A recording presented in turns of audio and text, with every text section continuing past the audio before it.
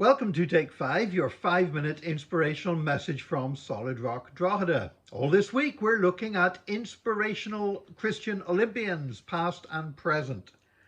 Abigail Irozuru is a British long jumper, and she will be, on this coming Sunday, she will be making her debut in the Olympic Games at 31 years of age. Now, many people start off in their first Olympics, even their late teens, early 20s, in some sports, even their early teens. So for somebody to be making their Olympic debut at 31 years of age, you know there's probably a story there. Abigail is a worshipper at Audacious Church, an Assemblies of God church in Manchester, pastored by my good friend Glyn Barrett. And she even had a train named after her. Back in 2011, she was sponsored by Virgin Railways, and they named one of their trains after her. But she grew up in Manchester. She attended the King of Kings Christian School, where there were scripture verses posted up on the walls, which she found so inspiring that Abigail to this day runs a website where she posts inspirational scripture verses and shares her heart on those verses on a regular basis.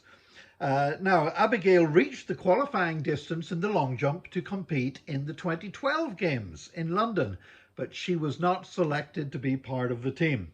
She was expected to compete at 2016 in Rio, but ruptured her Achilles tendon just before the Olympic Games. And it looked like that was a career-ending injury. In fact, she retired from the sport.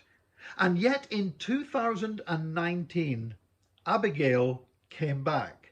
After 3 years out of athletics, she restarted again, and the reason was because of her faith in God, because she really felt that God had something for her to do that she had not achieved yet. Listen to what she said about it. This was in an interview with Athletics Weekly.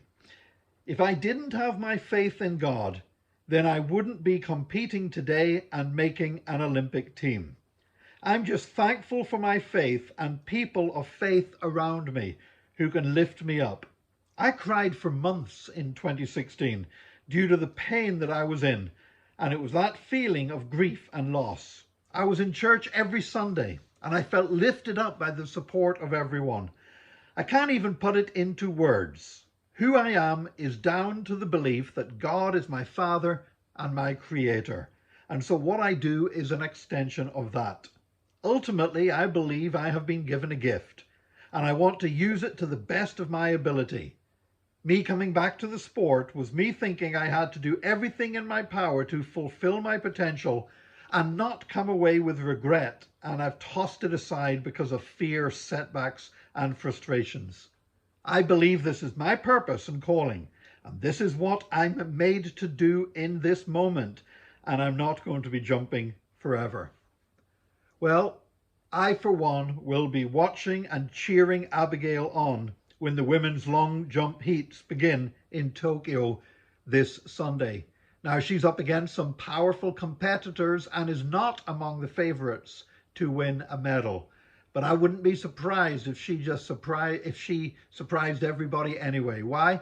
Because Abigail has already overcome so much to be where she is today in Tokyo for these Olympic Games, making her Olympic debut at the age of 31. And I believe she will conduct herself as a wonderful ambassador for Jesus Christ.